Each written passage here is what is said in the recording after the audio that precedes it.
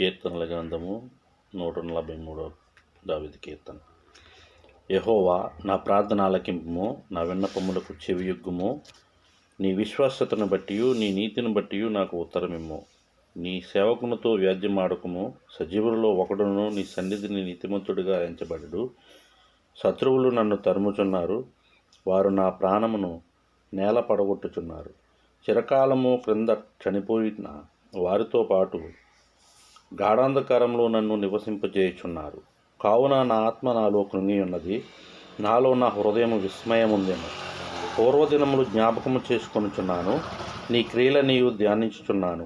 నేను నీ చేతుల పని యోచించుచున్నాను, నీ తట్టు నా చేతులు చాపుచున్నాను. ఎండిపోయిన భూమి వలె నా ప్రాణము నీ కొరకు ఆశపడుచున్నది. యెహోవా, నా ఆత్మ క్షీణించుచున్నది, త్వరగా నాకు ఉత్తరమిమ్ము.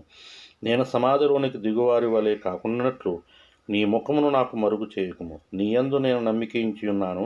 ఉదయమున నీ కృపావార్తను నాకు వినిపింపుము. నీ వైపు నా మనస్సు నేనెత్తుకొనుచున్నాను. నేను నడవలసిన మార్గము నాకు తెలియజేయము.